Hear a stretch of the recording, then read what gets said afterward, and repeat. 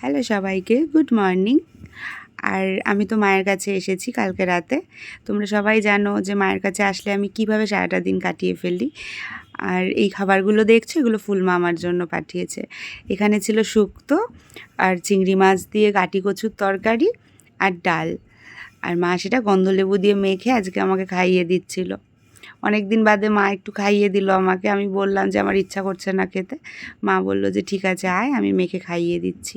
আর রেসিপিগুলো মানে প্রত্যেকটা খাবার খুব সুন্দর হয়েছিল। আর তারপর কালকে রাতে মায়ের বানানো মাংস দিয়ে অল্প করে একটু ভাত খেলাম। তো সারাদিন আর কিছুই করিনি, শুয়ে শুয়ে লেটকে টাইম কেটে গেছে। বিকেলবেলা মাকে না পাশের বাড়ি থেকে একটা বড় কাঁঠাল দিয়েছিল। সেই কাঁঠালটা মা সবাইকে ভাগ করে করে দিয়েছে, মানে ওই একটা কাঁঠাল প্রায় 12-13 ভাগ হয়েছে। আর কাঁঠালটা বেশ বড় ছিল, প্রায় প্রায় 10-12 কেজি তো হবেই কম করে। মানে মা নিজেই চলতে পারছিল না এই কাঁঠাল নিয়ে। আর কাঁঠাল না আমি নিজে হাতে একদম খেতে পছন্দ করি না। আমি ওই বাড়ি থাকলে আমার শাশুড়ি মাকে বলি আমার মুখে দিয়ে দিতে, আর এই বাড়িতে থাকলে মাকে বলি যে আমাকে খাইয়ে দাও। তুই তুই এরকম এই কোথায় আয়না দিয়ে একটু দেখ একটুখানি কার মতন চুল বাঁধা বললাম না আমি। আচ্ছা, তোর মা এরকম ভাবে এসেছে আর তোকে এরকম ভাবে রেখেছে কেন? তোর দাঁতটা দেখি, তোর দাঁত দেখি। কানের দুল না, তোর দাঁত দেখা, দাঁতটা দেখা। তোর দাঁতে আবার আলপনা হয়েছে সুন্দর একটা দেখলাম। হ্যাঁ, ও মেহেন্দি পড়েছে না, ওর রিঅ্যাকশন দেখ দেখ, ওই দেখ এই যে এটা এইখানে এই মাটা এরকম কেন?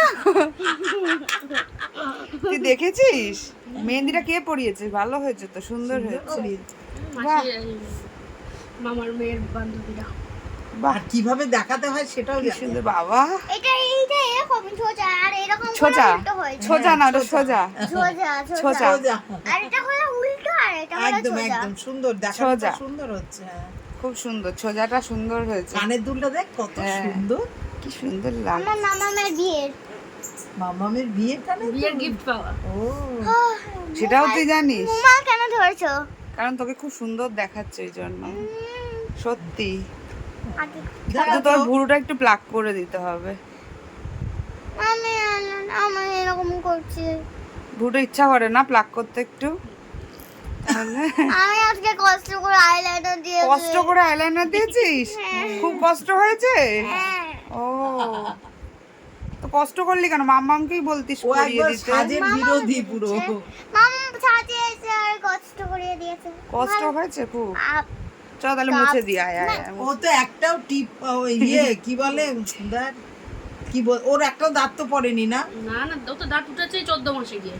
হ্যাঁ, এক সব ইঁদুরের মতন গিরি গিরি 104 দাঁত। বছরে গিয়ে দাঁত পড়বে। পেছনে চুলটা দেখ।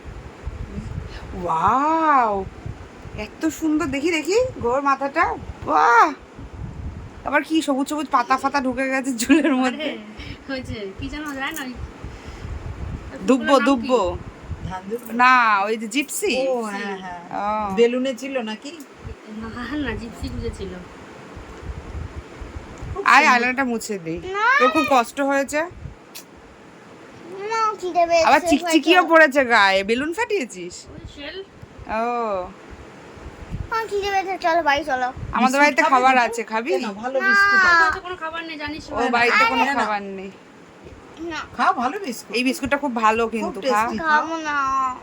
দুদিন তো আজকে সন্ধ্যেবেলা এই বিস্কুট খেলো। খেলাম আমি, কি ভালো আমার খেতে। টপ বিস্কুট খুব আমার তো খুব ভালো লাগে, আমি এটা খাবো। তুই কি খাবি? না একটুখানি হাফ হাফ খাই চ। না এনে না। বাড়ি থেকে জামাটা ছাড়বো, সেটা চালাবো, ধরাম করে পড়বো। হাই, আজকের ব্লগটা এতটুকুই নেই থাক। আমি এখন রেডি হব, কারণ ওই বাড়ি চলে যাব। আবার দেখা হবে কালকে অন্য একটা ব্লগে। আজকের ব্লগটা একদমই ছোট ছিল, এই বাড়িতে থাকলে যেটা হয়ে থাকে আমার।